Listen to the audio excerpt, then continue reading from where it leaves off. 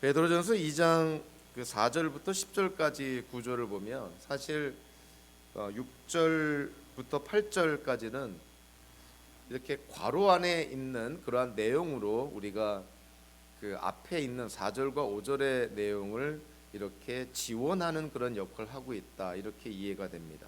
다르게 말하면 4절과 5절에서 사도 베드로가 강조한 내용이 9절과 10절에서 다시금 반복되어 강조하고 있다는 것이죠.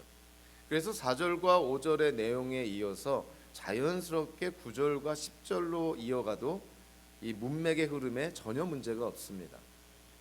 한편으로 보면은 4절과 5절에서 베드로가 강조했던 그 교회의 정체성 그리고 교회의 소명에 대해서 9절 10절에서 좀 다른 표현과 또 다른 방향에서 교회의 정체성과 소명에 대해서 강조를 합니다. 베드로전서 2장 4절은 일종의 기독론이라고 할 수 있습니다. 예수님이 누구신가? 예수님이 살아있는 돌이다, 산돌이다, 이렇게 표현하고 있고요. 그래서 4절에 예수님이 누구신지, 즉 기독론의 기초에서 5절에서는 교회가 무엇인지, 즉 교회론에 대해서 베드로가 강조를 합니다. 즉 예수 그리스도가 누구신지에 대한 이해를 기초해서 교회가 무엇인지를 알아야 된다는 것이죠. 그래서 기독론의 기초에서 교회론을 베드로가 강조하고 있습니다. 그래서 5절 한 구절 안에 교회의 정체성과 또 교회의 사명이 아주 명료하게 나타나 있습니다. 성도들을 살아있는 돌들이라 이렇게 표현하면서요, 그 살아있는 돌들이 신령한 집으로 하나님의 성전으로 지금도 지어져 가고 있습니다. 세워져 가고 있습니다. 이 땅의 교회가, 공동체가 세워져 가는 그 이유가 뭐냐면 제사장의 역할을 감당하기 위함이라는 것이죠. 즉 교회가 이 땅에 존재하는 목적은 하나님의 성전으로서, 즉 하나님께서 계시는 성전으로서 세상을 중보하는 제사장의 역할을 감당하기 위해서 교회가 이 땅에 세워지고 있다는 것입니다. 그래서 우리는 항상 이런 교회의 정체성과 교회의 사명에 대해서 이러한 성경적인 이해를 통해서 우리는 질문을 해야 되는 것이죠.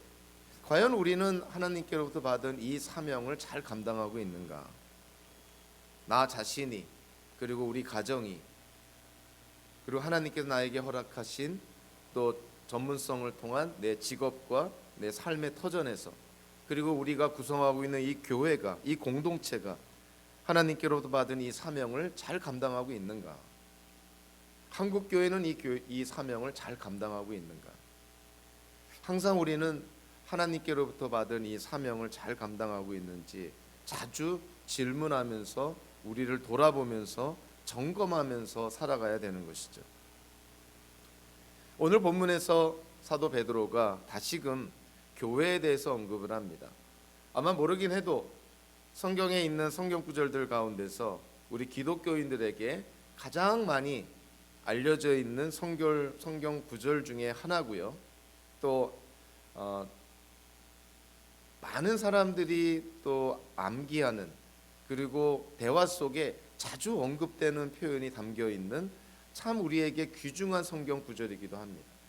그러나 우리가 많이 경험하는 거지만 우리가 잘 알고 있다고 생각하고 우리가 자주 회자하는, 그리고 우리 자주 언급하는 성경 구절들을 의외로 우리가 잘못 알고 있는, 잘못 이해하고 있는, 하나님께서 주신 뜻과는 다르게 우리가 생각하는 그러한 부분들이 너무 많은 것이죠. 그래서 우리가 하나님의 말씀을 이렇게 대할 때 우리가 모든 성경 구절들을 우리 인생 속에 다 알 수는 없겠지만, 그럼에도 불구하고 하나님이 허락하신 오늘의 말씀을 우리가 본문을 통해서, 그리고 베드로전서라는 문맥을 통해서 그 당시에 초대교회 기독교인들의 상황적인 이해를 통해서 오늘의 말씀을 하나님께서 어떠한 뜻으로 주셨는지를 우리가 바르게 이해하는 시간이 되기를 바랍니다. 첫째로 9절 전반부에서 성도의 정체성에 대해서 언급을 합니다. 사중적으로 표현하는 것이죠. 택하심을 받은 족속이요, 왕과 같은 제사장이요, 거룩한 민족이요, 하나님의 소유된 백성이다. 각 단어가 정확하게 구체적으로 어떠한 의미를 뜻하는지를 떠나서 이 표현 자체가 우리에게 너무나 큰 은혜가 되는 것이죠. 아, 우리는 택하심을 받은 자들이다. 하나님의 제사장들이다. 그리고 하나님의 거룩한 백성이다. 그리고 우리가 속해 있는 분이 이 세상의 어떤 그 누군가가 아니라 하나님께 속해 있는 백성이다. 그냥 기본적인 것만 알아도 이 사중적인 우리 기독교인들 교회 공동체에 대한 이 표현이 우리에게 너무나 큰 은혜가 되고 격려가 되고 한편으로는 자극도 되는 것이죠. 우리는 과연 이와 같은 신분을 가진 자로서 지금 잘 살고 있는가 한번 생각해 보게 되는 것이죠. 택하심을 받은 족속이다. 하나님께로부터 택함을 받았다. 사도 베드로가 베드로전서 시작하면서부터 특별히 강조한 것이 이 택함을 받은 존재라는 것이죠. 1장 1절에서 택하심을 입은 이들에게 베드로전서가 쓰여진 그 대상, 이 베드로전서라는 편지를 읽는 수신자들, 독자들이 누구냐면 택하심을 입은 이들이다. 하나님께 택함을 받은 자들이다. 하나님이 특별한 계획과 뜻과 목적이 있으셔서 정말 성경적으로 표현하면 우리가 태어나기도 전에 우리의 이해를 초월하는 개념이죠. 세상이 창조되기도 전에 하나님께서 우리를 택하시고 부르셨다는 거예요. 그러니까 저와 여러분들의 이 땅에서의 존재, 우리가 이 땅을 살아가는 이유가 이와 같은 하나님의 원대한 계획 아래 놓여 있다는 것이죠. 이러한 성도들이 모여 있는, 즉 기독교인들이 모여서 구성하고 있는 이 공동체, 그들이 바로 교회라는 것이죠. 그래서 사도 베드로가 특별히 이사야서 43장 20절 내가 택한 내 백성이라는 이 구약의 이 말씀을 연상하면서 이 교회를 택하심을 받은 족속이라고 표현을 합니다. 사실 족속이라는 표현은요, 원어적으로 보면 족보라는 단어가 이 단어에서 나옵니다. 우리가 창세기나 또는 마태복음서에서 우리가 족보를 많이 보게 되죠. 이 족보라는 단어가 오늘 이 족속이라고 번역된 단어로부터 시작을 합니다. 그래서 이 족속이라는 단어의 전제가 되는 게 뭐냐면은 뿌리가 같다는 거예요. 즉 혈통이 같다는 것이죠. 즉 혈연 관계에 있다. 혈통이 같고 뿌리가 같고 혈연 관계에 있는 그런 사람들을 우리가 모아서 족속이라고 표현을 합니다. 근데 놀랍게도 지금 초대교회 교회를 구성하고 있는 분들은 유대인들 기독교인들뿐만이 아니라 대부분이 지금 소아시아 또는 소아시아 북쪽에 흩어져 살고 있는 이 이방인 기독교인들로 구성이 되어 있는 것이죠.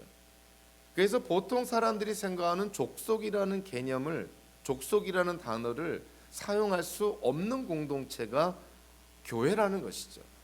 근데 그 교회를 향해서 사도 베드로가 택하심을 받은 족속이다 이렇게 얘기를 합니다.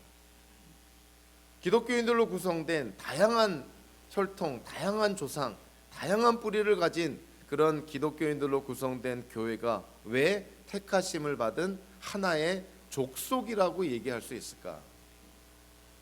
그 유일하고 어찌 보면 당연한 이유인데요. 기독교인들로 구성된 교회가 하나의 족속이라고 불릴 수 있는 유일한 이유는 교회를 구성하는 모든 기독교인들이 하나님께 부름받았기 때문입니다. 아브라함도 하나님께 부름을 받죠. 일종의 이삭 같은 경우는 약속의 아들로 태어납니다.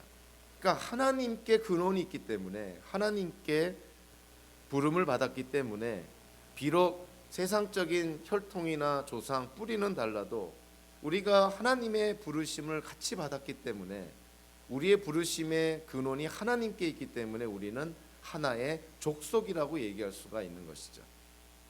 비유적으로 우리가 보면 우리도 사실은 예수 그리스도의 피를 갖고 있는, 예수님의 표현대로 하면은 내 피를 먹은 자, 즉 예수 그리스도의 피가 흐르고 있는 기독교인들로 구성된 이 공동체가 하나의 족속이라는 거예요. 그리스도의 피가 우리 안에 흐르고 있다. 그래서 기독교인들의 혈액형은 상징적으로 말하면 C형이 되는 것이죠. 예수님의 피가 흐르고 있으니까.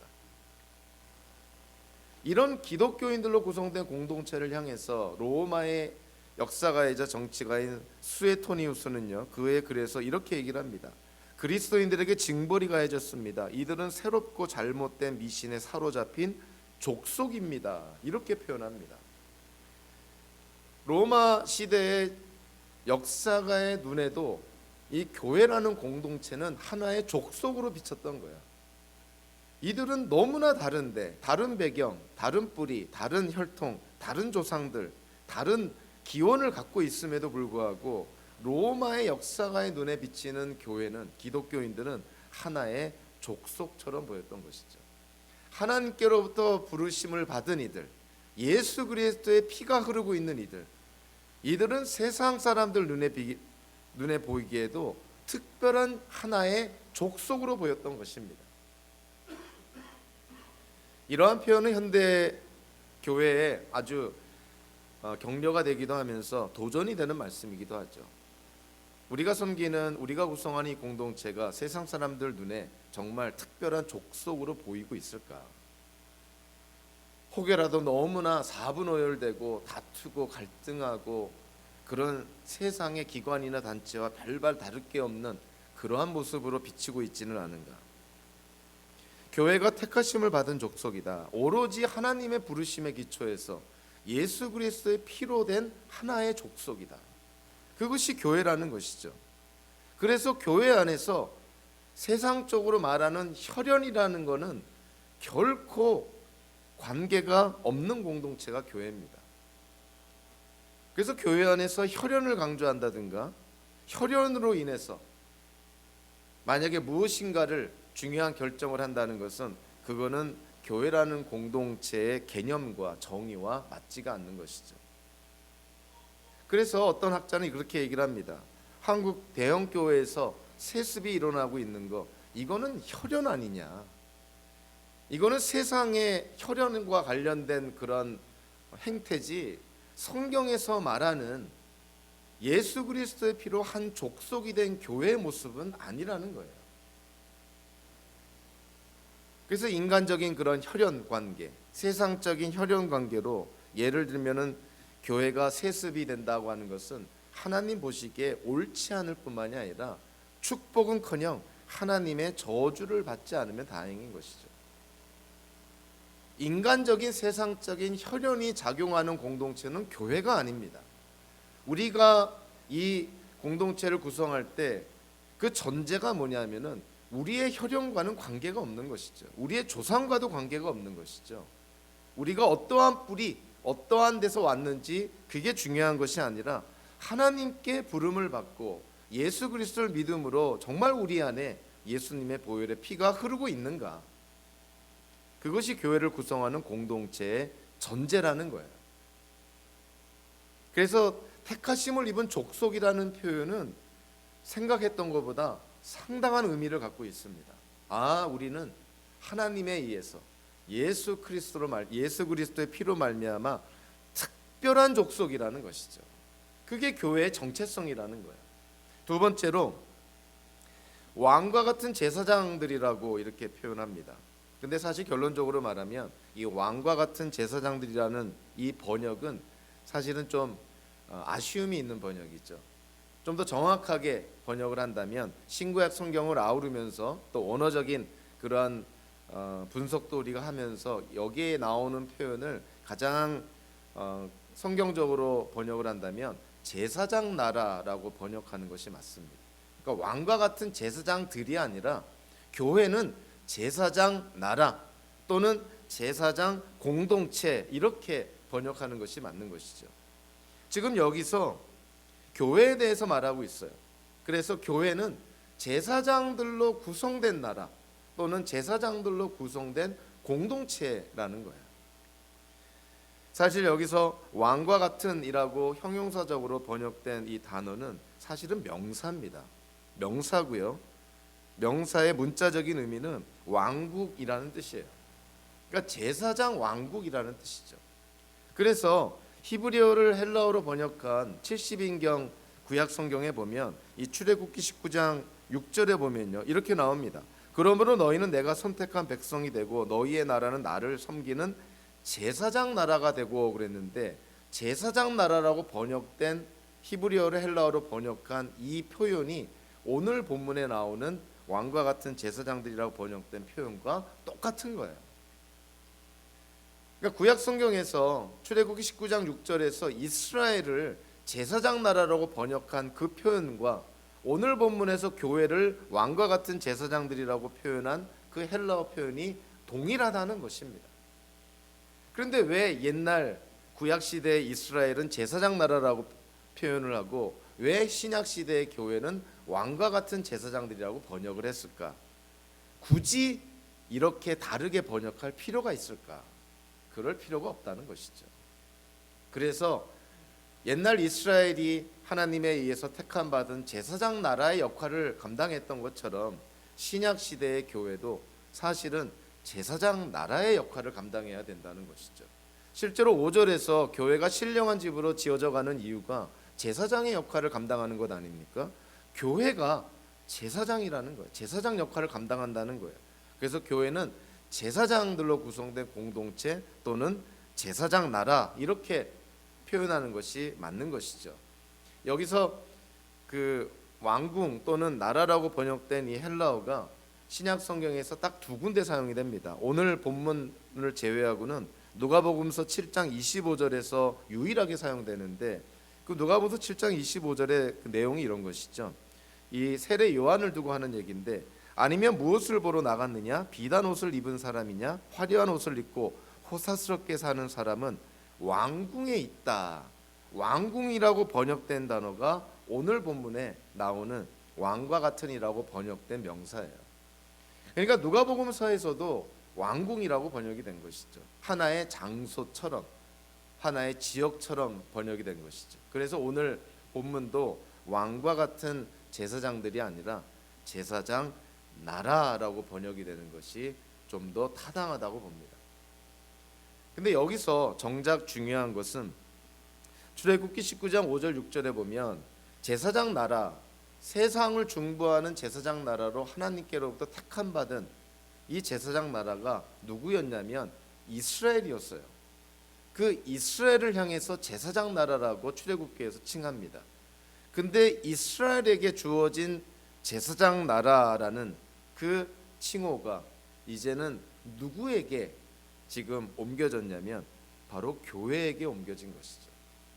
구약의 이스라엘 백성이 감당했던 그런 제사장의 역할을 이제는 누가 감당해야 된다는 거예요? 신약 시대에 교회가 감당해야 된다는 거예요.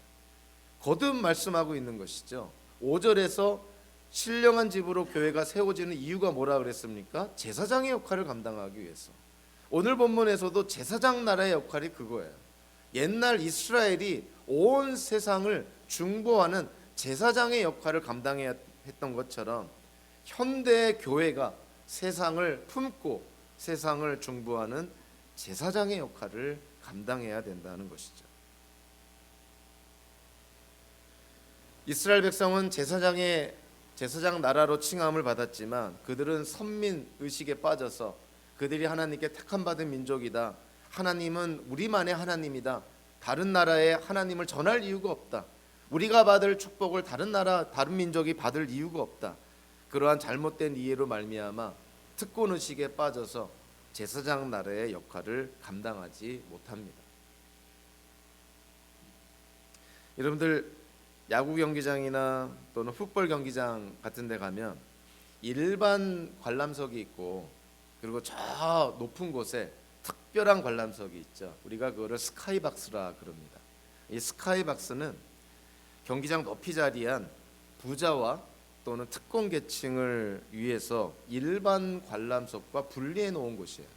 그래서 이 스카이박스에서 경기를 보려면 내야 될 돈이 굉장히 많은 것이죠. 뭐 돈이 많다고 되는 것도 아니고 또 줄 서서 기다려야 되고 뭐 이런 것입니다. 근데 이 스카이박스가 미국 문화에서 특별히 야구 경기나 또는 풋볼 경기에서 이게 스카이박스가 있어야 할 필요가 있느냐. 이 스카이박스의 윤리적인 문제가 미국 사회에서 한번 이슈가 된 적이 있습니다.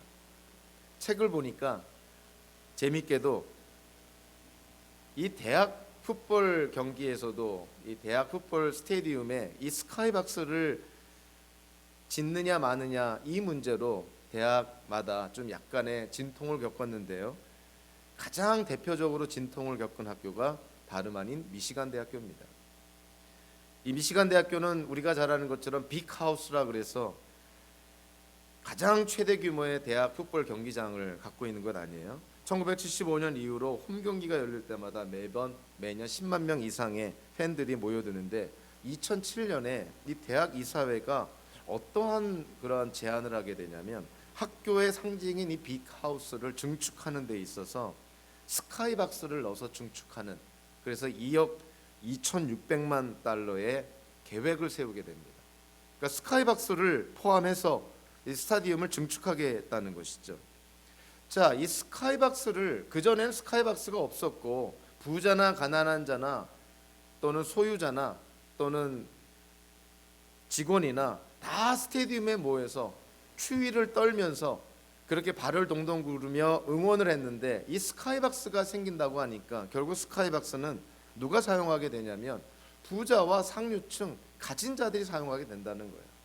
스테디움에 모여서 우리가 하나의 공동체로 하나의 유니티를 이루어서 응원하던 그 정신이 깨진다는 것이죠. 그래서 일부 동문들이 항의를 하게 됩니다. 그래서 한 졸업생은 이렇게 주장을 합니다. 대학 미식축구, 특히 미시간 미식축구의 위대한 점 중에 하나는 자동차 공장의 노동자이건 백만장자이건 모두 함께 앉아 같은 팀을 응원할 수 있는 훌륭한 공공장소라는 것이다.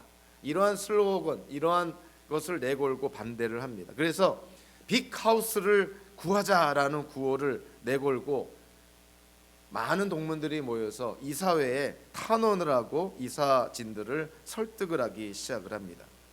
그럼에도 불구하고 이러한 운동은 실패하고 말았는데요. 이사회는 5대3이라는 그런 투표로 미시간 경기장에 81개의 호화 특별석을 증축하기로 결정을 했고 2010년에 이 경기장이 새로운 경기장이 개장을 하자 16명을 수용할 수 있는 이 스카이박스 특별석의 가격이 주차비를 포함해서 시즌당 최고 8만 5천 달러까지 이르렀다고 합니다.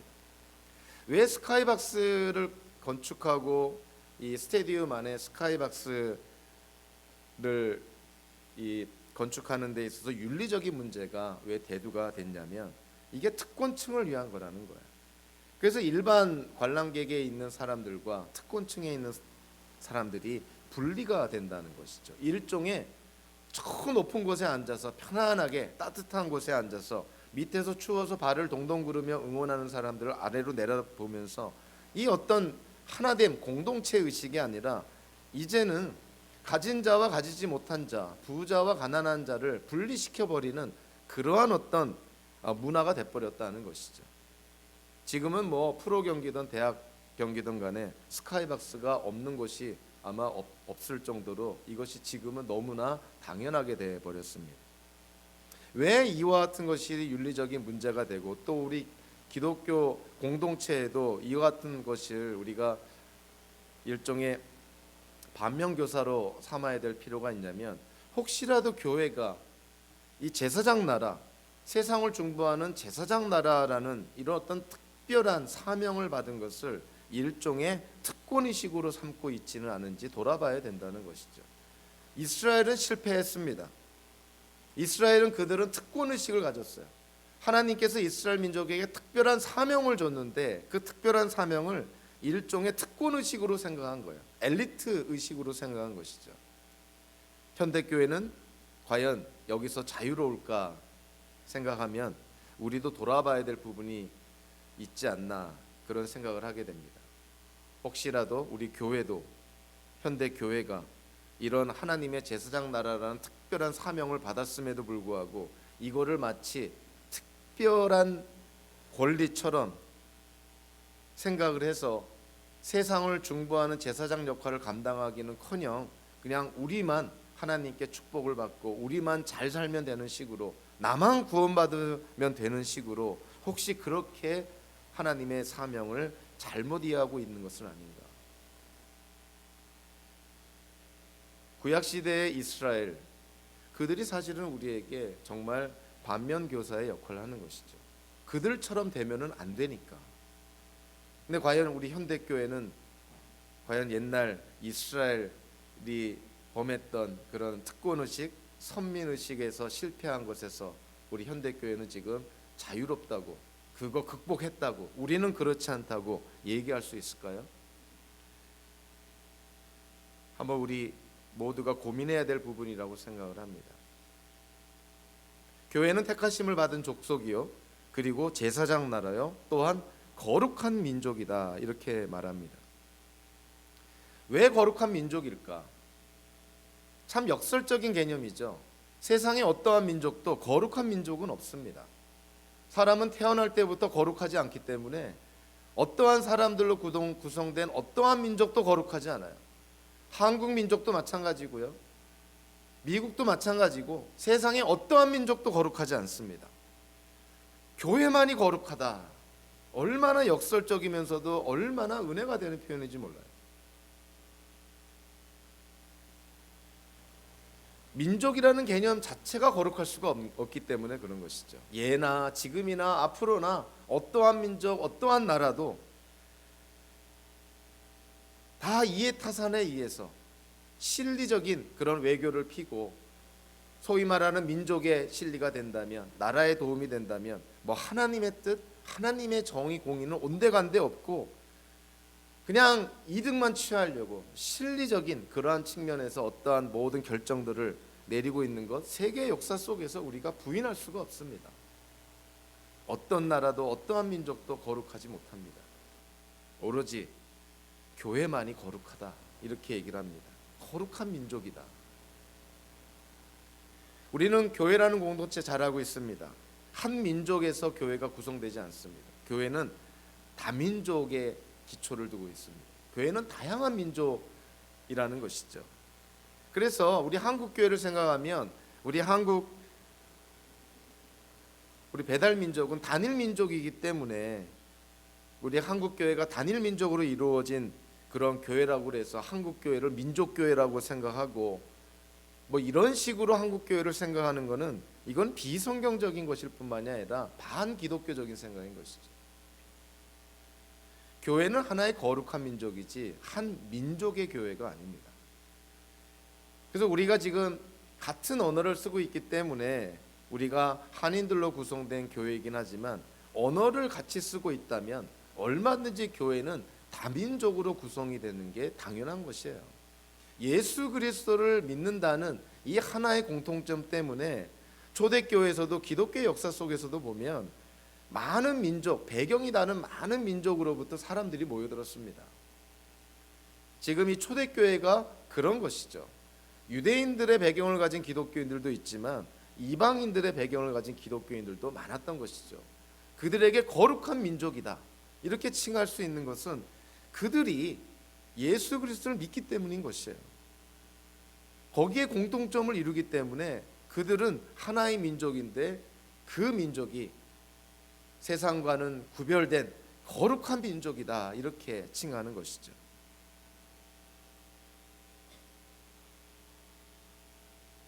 한국 교회든 미국 교회든 뭐 아프리카의 교회든 동남아시아의 교회든 남미 교회든 어느 교회든 간에 교회라는 것은 하나의 민족을 넘어선 믿음의 공동체다. 교회는 얼마든지 다민족으로 구성이 될 수가 있고, 그리고 얼마든지 다양한 배경의 사람들로 구성이 될 수가 있는 것이 교회라는 것이죠. 그래서 이 교회가 다양한 사람, 다양한 민족, 다양한 배경의 사람들로 교회가 구성이 된다는 걸 생각해 본다면, 어떤 하나의 민족적인 특성, 어떤 하나의 민족적인 환경, 어떤 하나의 민족적인 역사의 기초에서 이것이 마치 진리인 양 우리가 얘기할 수는 없다는 것이죠. 민족마다 배경이 다르고 역사가 다릅니다. 정서가 다르죠. 환경도 다른 것이죠. 그리고 기독교가 그 나라 안에서 뿌리를 내리고 또 세워지는 과정도 다릅니다. 그러다 보니까 민족마다, 나라마다, 또 지역마다 사실은 굉장히 상이한 부분들이 많은 것이죠. 저는 미국에 와서 이렇게 신앙생활을 하며 목회를 하는 아주 큰 장점 중에 하나가 다양한 배경의 사람들을 만날 수 있기 때문에 그래요. 또 미국의 신학교에 가면 정말 다양한 나라, 다양한 배경의 사람들이 와서 공부를 합니다. 그들을 통해서 배우고 깨닫는 것이 굉장히 많은 것이죠. 한국에서 진리라고 생각했던 것이 미국에 와서 보니까 이게 진리라기보다도 문화적, 그 당시 상황적인 한국의 상황에 기초한 그런 어떤 현실적이고 그러한 측면의 이해라고 깨닫는 경우가 많은 것이죠. 절대 진리가 아니라는 거예요. 뭐 특별히 기호식품 같은 경우도 그렇죠. 그래서 우리가 교회를 우리가 생각을 할 때 비록 우리가 엔하바 한인장로교회가 우리 한국 사람들로 구성이 되어 있긴 하지만 그렇다고 해서 우리 한국 민족의 어떤 상황적이고 역사적인 배경에 의해서 우리만이 갖고 있는 어떤 독특한 그런 기독교 문화의 특징이 절대화될 수는 없다는 거예요. 우리가 절대화해야 되는 것, 정말 우리가 반드시 지켜야 되는 절대적인 부분은 성경에서 명시하고 있는 거예요. 성경에서 명시하지 않고 있는 부분에 대해서 환경적으로, 지역적으로 또는 과정 가운데 다르게 이해하고 다른 시각으로 바라볼 수 있는 가능성은 얼마든지 있습니다. 그래서 이제 그러한 부분에 있어서 우리 기독교인들이 성경에서 명시된 절대 진리는 추후에 타협이나 양보 없이 지켜야 되지만 그렇지 않은 부분에 있어서는 얼마든지 우리가 상대방을 다른 나라의 어떤 그런 배경과 또 다른 나라, 다른 그런 민족의 교회의 어떤 특성들을 우리가 배려하고 또 그들의 어떤 그런 특수한 부분들을 우리가 고려할 필요가 있는 것이죠. 그래서 이 거룩한 민족이라는 표현을 통해서 이 거룩한 민족은 하나의 민족을 의미하지는 않다는 걸 분명하게 아셔야 돼요. 그것이 뭐 한국 교회도 미국 교회도 어느 교회도 마찬가지입니다. 어느 한 민족이 결코 거룩할 수 없다. 성경에서 말하는 거룩한 민족은 다양한 민족으로부터 온, 다양한 배경으로부터 온 예수 그리스도를 믿는 기독교인들로 구성된 공동체를 거룩한 민족이라 칭하는 것이에요. 배달 민족이 거룩한 민족이 아닙니다. 앵글로색슨이 거룩한 민족이 아닌 것이죠. 유대인들이 거룩한 민족이 아닙니다. 하나님은 어떠한 한 민족을 거룩한 민족으로 삼은 적이 없습니다. 교회에 대한 마지막 표현은 하나님의 소유된 백성이라는 것이죠. 우리는 누구에게 소유된 자들인가? 하나님께 소유됐다. 여기에 대해서 우리가 심각하게 질문해야 되는 것이죠. 우리 교회는 과연 누가 소유하고 있는가? 요즘 오늘날의 현대 교회에서 특별히 이 한국 교회에서 이 교회의 소유와 관련해서 얼마나 많은 혼란을 겪고 있습니까? 교회는 과연 누구에게 소유권이 있는 것인가? 우리는 교회를 구성하며 교회 안에서 함께 신앙생활할 때 우리가 주인의식을 갖고 책임의식을 가져야 되지만 그렇다고 해서 우리는 교회를 절대로 소유해야 된다는 소유의식을 가져서는 안 됩니다. 교회는 하나님께 소유권이 있는 거예요. 목사인 저도 교회를 구성하는 어느 누구도 교회를 소유할 수 없습니다. 아무리 우리가 교회를 위해서 피를 뿌리며 순교했다 하더라도 교회의 소유권은 하나님께 있는 것이죠. 한 개인에게 결코 교회가 소유되지 않습니다. 그러나 이러한 부분에 있어서도 한국에서 일어나는 눈살을 찌푸리는 기독교계에서 일어나는 그러한 기사거리나 이런 걸 보면 과연 한국 교회는 누구에게 소유권이 있는가? 정말 이 교회, 특정한 교회, 기사에서 회자되는 이런 특별한 교회, 과연 이 교회는 누가 이 교회에 소유권이 있는가? 정말 질문하지 않을 수가 없는 것이죠. 아까도 언급했지만 교회가 세습된다? 한마디로 교회의 소유권이 누구에게 있다는 거예요. 교회의 소유권이 누구에게 있는데 교회를 함부로 누구에게 세습을 합니까? 이게 말이나 되는 소리예요. 교회의 소유권은 하나님께 있는데 하나님의 뜻을 물어보지도 않고 교회의 소유권이 어떤 특정한 사람에게 있듯이 교회를 누군가에게 자기 마음대로 세습한다? 이게 교회라는 이 성경의 그 정의, 성경에서 말하는 교회에 대한 이해와는 너무나 다른 것이에요. 이럴 수가 없는 것이죠. 어떠한 이유를 대서도 교회의 소유권이 마치 한 개인에 있는 것처럼 그렇게 세습을 하고 교회의 재산을 마음대로 횡행하는 그러한 엄청난 죄를 지어서는 안 되는 것이죠. 그래서 우리가 남의 얘기할 뿐만이 아니라 우리 자신도 돌아봐야 되죠. 우리가 섬기는 에나바 한인장로의 교회는 과연 누구에게 소유권이 있는가? 혹시라도 내가 이 교회에 대해서 주인의식과 책임의식을 벗어나서 그 바운더리를 벗어나서 혹이라도 소유의식을 갖고 있는 것은 아닌가? 만약에 그렇다면 그거는 회개해야 될 부분이에요. 우리는 결코 교회를 소유할 수도 없고 소유해서도 안 되는 것이죠. 교회는 하나님께 속해 있는 것입니다. 자, 그것을 우리가 분명하게 이해하고 우리가 함께 신앙생활을 한다면 교회 안에서 어려움은 저는 열이면 아홉이 해결된다고 봐요. 교회의 소유권이 하나님께 있으면 우리가 하나님께 순종하면 되는 것이죠. 교회의 모든 결정을 내릴 때 머리 대신 예수님의 뜻대로만 결정하면 아무 문제가 없는 것이죠. 하나님의 뜻과 관계없이 머리 대신 예수님의 뜻과 관계없이 한 개인의 그런 고집이나 또는 교회의 어떤 탐심이나 이런 거로 인해서 잘못된 결정을 내릴 때 어려움은 항상 있게 마련인 것이죠. 자, 우리가 오늘 우리에게 너무나 잘 알려진 이 교회에 대한 정의, 교회는 택하심을 받은 족속, 제사장 나라, 거룩한 민족, 하나님의 소유된 백성. 저와 여러분들 이 네 가지 사중적인 교회에 대한 정체성만 이해해도 우리는 정말 이 땅에서 하나님이 허락하신 이 땅의 삶을 살아갈 때 그래도 바르게 신앙생활을 할 수 있습니다. 사도 베드로는 여기다가 분명하게 다짐을 하죠. 이 교회의 정체성, 이런 교회의 사중적인 정체성의 근거는 과연 무엇입니까? 이게 10절에 나와 있는 것이죠. 10절에 여러분들이 전에는 하나님의 백성이 아니었습니다. 여러분들이 전에는 하나님의 자비를 입지 못한 사람이었습니다. 근데 이제는 어떤 사람이 되었다고요? 이제는 하나님의 백성이요, 하나님의 자비를 입은 사람이 되었습니다. 기독교인들이 구원을 받는 것, 교회가 이 땅에 존재하는 것, 그 모든 것의 근거는 하나님의 자비라는 거예요. 하나님의 긍휼과 하나님의 자비가 없다면 저와 여러분들이 구원받을 길도 없었던 것이고 우리가 구성하고 있는 이 공동체가 세워지지도 않았던 것이죠.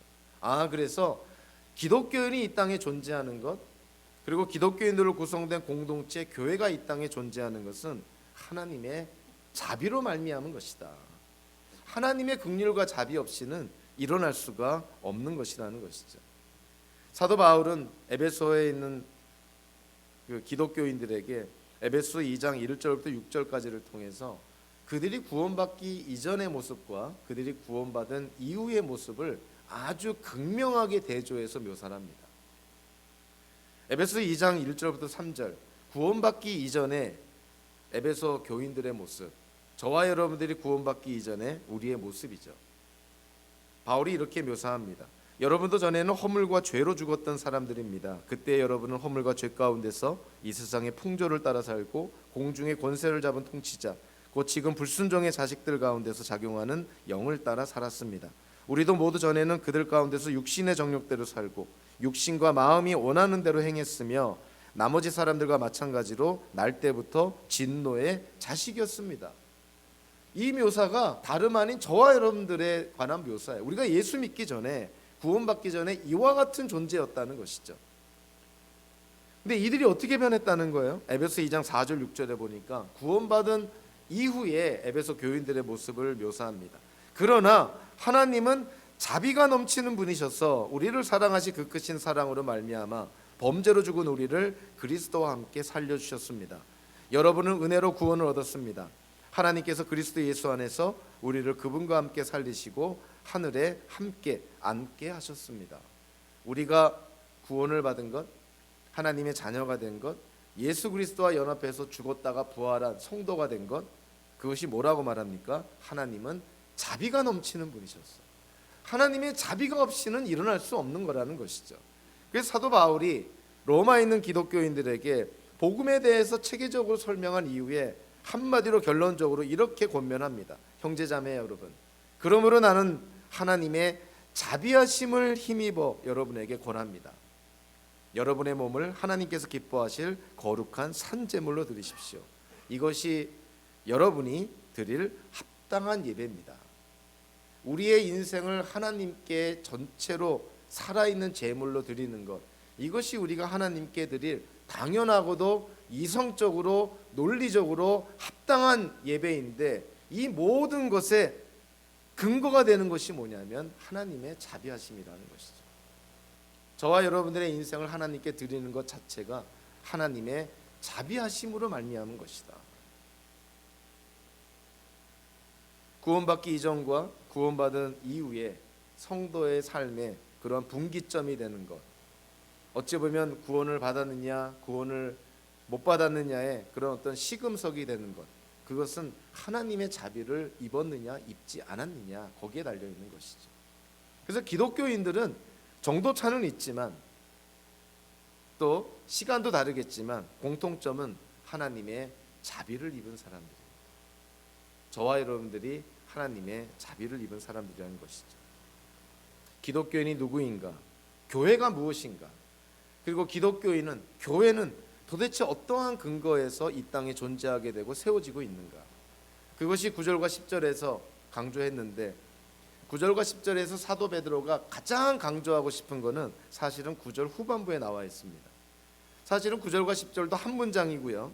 물론 주절은 9절 전반부이긴 하지만 9절 후반부는 일종의 목적을 나타내는 접속사로 시작되는 목적절이에요. 그러니까 하나님이 기독교인들을, 교회를 택하심을 받은 족속이요 또 제사장 나라요 거룩한 민족이 하나님의 소유된 백성으로 삼은 목적이 뭐냐는 거예요. 교회라는 정체성을 깨달았으면 하나님이 왜 우리에게 이런 정체성을 주셨는가, 그 목적을 알아야 되는 것이죠. 2장 5절에서 그 목적이 뭐라 그랬습니까? 제사장의 역할을 감당하기 위한 거라고 그러지 않았어요? 근데 9절 후반부에 보니까 그거를 좀 구체적으로 묘사를 합니다. 그래서 여러분을 어둠에서 불러내어 자기의 놀라운 빛 가운데로 인도하신 분의 업적을 여러분이 선포하는 것입니다. 좀 문자적으로 번역하면 한마디로 하나님의 업적을, 여러분을 어둠에서 빛 가운데로 인도한, 여러분을 구원하여 주신 하나님의 업적을 선포하게 하기 위해서 하나님이 여러분들을 교회로 삼아 주셨습니다. 이런 뜻이에요. 그러니까 우리가 존재하는 이유와 목적이 뭐냐? 제사장의 역할을 감당하는 것이고 하나님을 증거하는 역할이라는 것이죠. 그것이 이스라엘 민족이 감당해야 했던 제사장 나라의 책임이었던 것이에요. 하나님이 왜 이스라엘 민족을 제사장 나라로 삼아 주셨습니까? 이사야서 49장에 보니까 이스라엘을 뭇 민족의 빛으로 삼으셨다. 이스라엘을 통해서 하나님이 증거되기를 원했다는 것이죠. 이스라엘 민족을 통해서 모든 민족이 하나님을 알게 하기를 원하셨다는 것이죠. 그래서 이스라엘 민족을 모든 민족의 빛으로 삼으셨다라고 표현합니다. 우리가 잘 알다시피 이스라엘은 그 사명을 감당하지 못하고 실패하잖아요. 문 민족의 빛이라고 하나님께서 그렇게 이스라엘 민족을 삼아 주셨는데, 즉 세상의 빛으로 이스라엘 민족을 삼아 주셨는데 이스라엘 민족이 그 역할을 감당하지 못하니 하나님이 정하신 때 이 땅에 진정한 세상의 빛으로 오신 분이 계셨죠. 그분이 바로 예수 그리스도였던 거예요. 그래서 예수님께서 요한복음서 8장에서 내가 세상의 빛이다 라고 얘기를 합니다. 이스라엘 민족이 감당하지 못했던 것을 예수님이 오셔서 지금 감당하고 계시는 거예요. 내가 세상의 빛이노라. 그래서 예수님은 완전한 계시이자 최종적인 계시 아니에요. 예수 그리스도를 통해서 하나님이 완전하게 계시가 됩니다. 그래서 예수님은 이 땅에 세상에 빛으로 오십니다. 그리고 예수님이 세상을 승천하시기 전에 제자들에게 뭐라고 말합니까? 우리 산상수훈에서 제자들을 향해서 이제 너희가 세상의 빛이다. 여기서 너희는 제자들, 현대를 사는 우리 교회를 얘기하는 것이죠. 이제는 교회가 예수님께서 세상에 비치신 역할을 교회가 감당해야 된다는 거예요. 그러니까 저와 여러분들이 감당해야 된다는 것이죠. 교회가 이 땅에 존재하는 이유와 목적은 제사장의 역할을 감당하는 것이요, 어둠에서 빛 가운데로 우리를 구원해 주신 그 하나님의 탁월하심, 하나님의 덕, 하나님의 업적을 선포하는 것입니다. 선포하다라고 번역된 이 단어가 신약 성경에서 여기에서만 유일하게 사용된 단어예요. 아주 특별한 단어인 것이죠. 그리고 이 선포하다라는 단어에는 또 다른 중요한 의미가 있는데, 그것은 보고하다라는 의미가 있어요. 교회의 책임이 뭡니까? 하나님을 세상에 보고해야 된다는 거예요. 그 책임이 있다는 거예요. 교회가 이 땅에 존재하는 이유는 교회 자체를 위해서가 아니라, 교회라는 공동체 그 자체를 위해서 존재하는 것이 아니라 세상을 위해서 존재하고 있다는 것이죠. 그래서 누군가는 그렇게 얘기합니다. 하나님의 심장 한복판에는 교회가 있는데 그 심장 더 안쪽에는 하나님을 떠난 아픈 세상이 있다, 이런 표현을 합니다. 그리고 그 아픈 세상을 향해서 이 교회가 하나님을 대신하여서 그 세상을 중보하여 하나님께로 세상을 데려와야 되고, 그 세상을 회복시키는 역할을 이 교회가 그 채널의 역할을 감당해야 된다는 것이죠. 교회는 세상을 위해서 존재합니다. 저와 여러분들이 기독교인이 된 것도 우리 자신의 인생을 위해서라기보다는 우리 주변에 있는 사람들을 위해서 하나님이 우리를 부르시고 선택했다는 것이죠. 자, 그러한 측면에서 우리는 과연 지금 어떻게 살고 있는가? 우리는 주변에 있는 사람들에게 하나님의 업적을 지금 선포하고 하나님의 업적을 보고하고 있는가? 그러니 한국교회와 미국교회에서 만연하고 있는 번영신학이라든가 기복주의 신앙은 성경에서 말하는 교회의 정체성, 교회의 사명과는 1%도 오버랩되지 않습니다. 그거는 교회가 이 땅에 존재하는 목적이 될 수가 없는 것이죠. 이스라엘이 그래서 실패한 것인데 왜 현대교회가 실패한 이스라엘을 지금 따라가고 있느냐 말이에요. 그렇게 돼서는 안 된다는 것을 우리가 경각심을 가져야 되겠죠.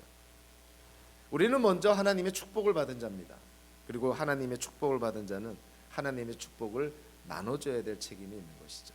저와 여러분들의 삶 속에서 우리의 인생이, 또 우리가 맺는 모든 인간관계 속에서, 또 우리가 구성하는 이 교회가 정말 세상에 하나님의 축복을 전해주는 복의 통로가 되는 그러한 공동체, 저와 여러분들 삶이 되시기를 주님의 이름으로 축원합니다. 기도하겠습니다. 사랑의